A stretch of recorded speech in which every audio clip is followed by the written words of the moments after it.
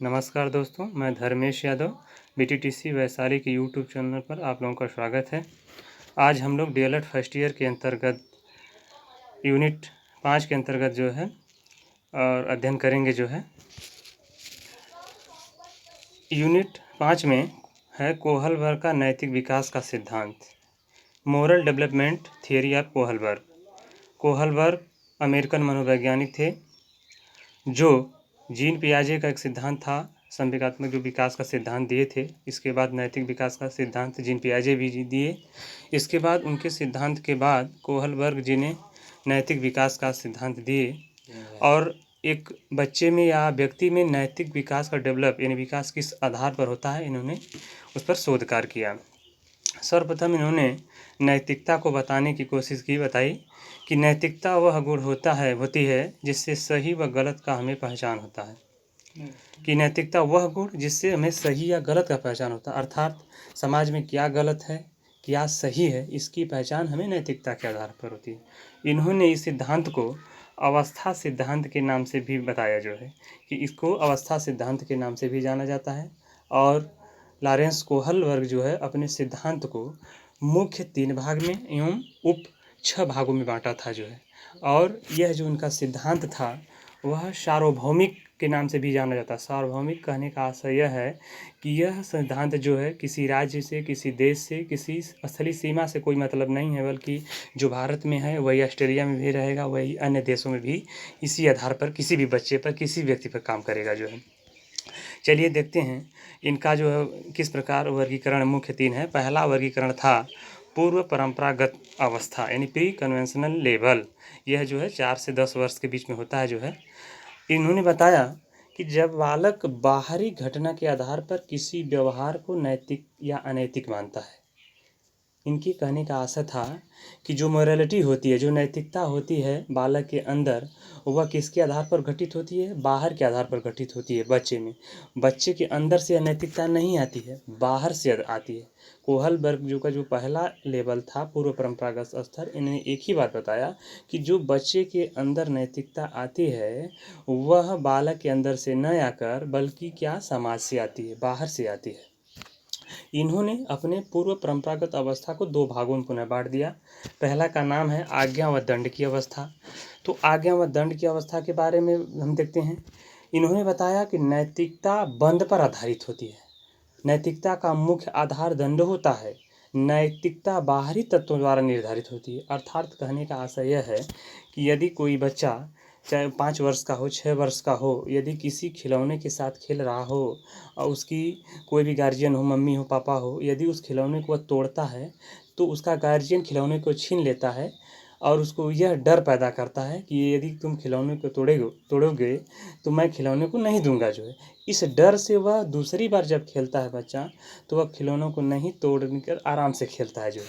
यानी जो उसका नैतिकता होती है वह उसके अंदर से नहीं बल्कि गार्जियन के डर से पैदा होती है।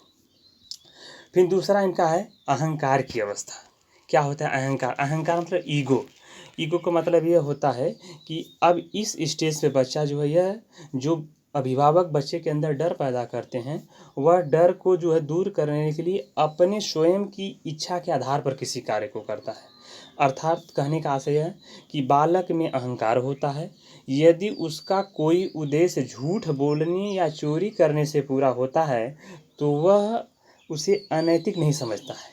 यदि मान लीजिए कि बच्चा किसी जगह स्थान पर अकेले हो, कोई खाने पीने की वस्तु हो, चाहे पैसा रखा हो, कोई प्रिय वस्तु उसके हिसाब से मन की हो, जो है, यदि वह उसको लगता है कि हम इस वस्तु को ले लेंगे, जो है, और हमारी आवश्यकता का पूर्ति भी हो जाएगी, तो वह उसे लेना नैतिक समझता है, न कि अनैतिक।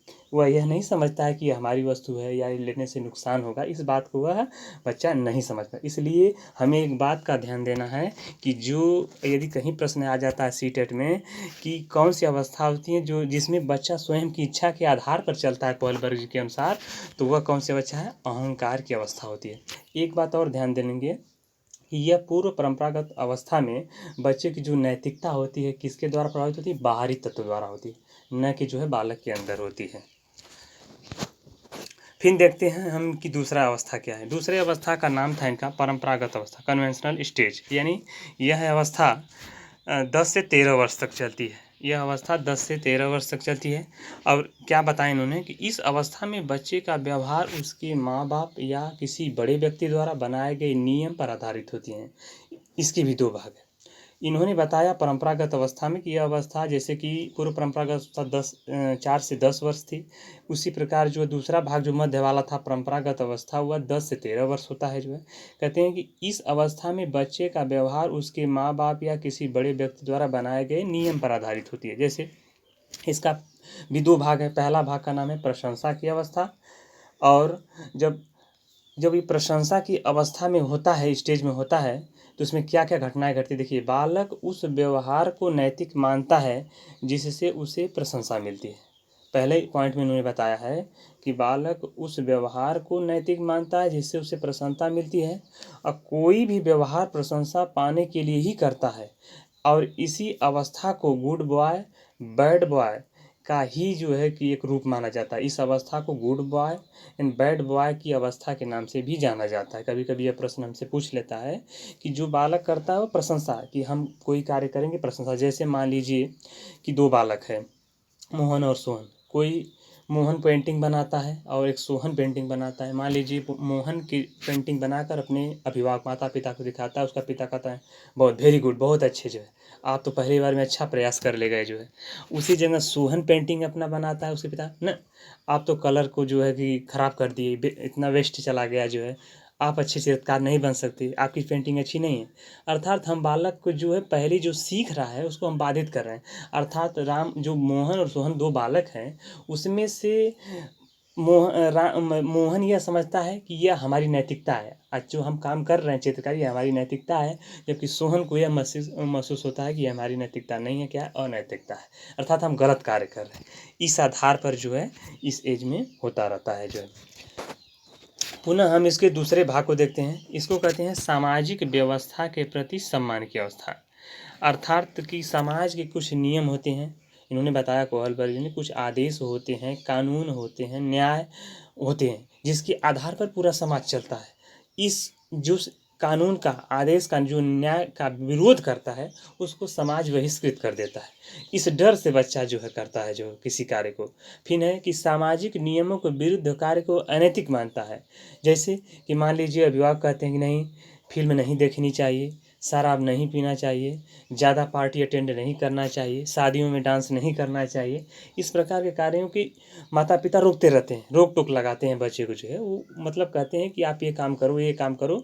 तो हमने देखा कि यहाँ पर दूसरे परंपरागत स्टेज पर भी जो नैतिकता है, वह नैतिकता बच्चे के हाथ में नहीं है, बल्कि किसके हाथ में है जो है, किसके हाथ में है, यह समाज के हाथ में। यानी माता पिता ही उसको कन्विंस करते हैं कि नहीं, इस आधार पर काम करो, अन्यथा ये काम ठीक नहीं है, बुरा है जो है।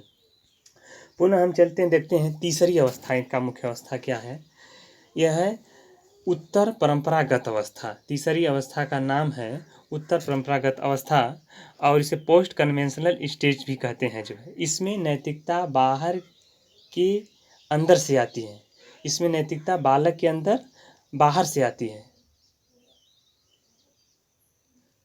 उत्तर परंपरागत अवस्था में जो नैतिकता होती है बालक में अंदर से आती है। उत्तर परंपरागत अवस्था में जो है नैतिकता के भी दो भाग हैं। अर्थात हमने अभी जाना कि नैतिकता बालक के अंदर से आती है। किस स्टेज पर? तीसरे स्टेज पर, मुख्य तीसरे स्टेज पर, उत्तर परंपरागत अवस्था में। तो पहली अवस्था का नाम है सामाजिक समझौते की अवस्था, और दूसरे जो बी है उसका नाम विवेक की अवस्था या सार्वभौमिक सिद्धांत की अवस्था। तो जो सामाजिक समझौते की जो अवस्था है, लिख रहे हैं कि बालक के अंदर से यह भाव आता है कि समाज हमारी रक्षा करता है, हमें समाज के नियमों का पालन करना चाहिए। ठीक। और इसमें कहाँ कैसे लोग पहुँचते हैं, इसमें इस स्टेज पर, यानी पांचवें जो उप स्टेज है, इस पर पढ़े लिखे लोग ही पहुँच पाते हैं, जो समझदार लोग होते हैं समाज को, वही पढ़ते हैं जो है। ये बालक के जो अंदर जो भाव है वह स्वयं से जागता है। जैसे अभी आपने देखा था कि सामाजिक समझौते की अवस्था, इससे पहले समाज के साथ कुछ और भी समझौता कॉन्ट्रैक्ट कर रहा था, सोशल कॉन्ट्रैक्ट कर रहा था जो है। तो उसमें यह जो है उसके स्वयं के अंदर से बिक जा रहा था। अर्थात अब एक बात हम और जानेंगे कि अभी तक हम जो मुख्य पहला अवस्था था यानी पूर्व परंपरागत अवस्था, दूसरा परंपरागत अवस्था, यहाँ जो नैतिकता थी वह समाज के हाथ में बाहर से थी, लेकिन जो यहाँ नैतिकता है वह बालक के हाथ में रहती है दोनों स्टेज पर। अर्थात कि वह समाज के साथ जो भी नियम है उसको समझने लगता है और उसके प्रति कार्य करता है जागरूक होकर। तीसरा क्या है, उसमें दूसरा है विवेक की अवस्था, अर्थात ये सबसे इम्पोर्टेंट है, कई बार प्रश्न पूछे भी हुए हैं इस पे। इसमें व्यक्ति अच्छे बुरे नैतिक अनैतिक का निर्णय स्वयं से लेता है और अपना नियम बनाता है। यदि कोई कार्य समाज गलत करता है तो उसका विरोध करता है। देखिए, जैसे मान लीजिए कि स्वयं का, जैसे कि मान लीजिए कि बच्चा बड़ा हो गया है जो है, यदि उसको समाज कुछ बताता है करने के लिए, माता पिता कहते हैं, उसके पास पड़ोस कहते हैं ऐसा करना चाहिए, यदि उसको यह बुद्धि के आधार पर यह लगता है कि ये बात गलत कर रहे हैं, तो वह उसका खुलकर विरोध करता है और अपने हिसाब से एक बात बताता है, प्रश्न रखता है, उत्तर देता है कि नहीं ये काम ऐसे होना चाहिए। तो वो इस लास्ट स्टेज की, जो लास्ट स्टेज है, तीसरे के मुख्य के छठवां जो स्टेज है, उसमें इसका विरोध करता है समाज का और अपना नियम देता है। जैसे आपका दहेज प्रथा हो गया, जो बाल विवाह हो गया, इस प्रकार के जो नियम आएंगे, जो प्रश्न पूछते हैं तो इसमें आ जाएंगे। ध्यान दें, यही वह अवस्था है जब बालक के पास नैतिकता होती है। इससे पहले नैतिकता समाज के हाथ में होती है। तो हम लोग जो है, यह कोहलबर्ग जी का नैतिक विकास का सिद्धांत था। पहला था पूर्व परंपरागत अवस्था, दूसरा परंपरागत अवस्था, तीसरा उत्तर परंपरागत अवस्था का थोड़ा अध्ययन किए हैं जो है। और अब अगली टॉपिक में हम लोग अगले टॉपिक के बारे में अध्ययन करेंगे जो है। धन्यवाद।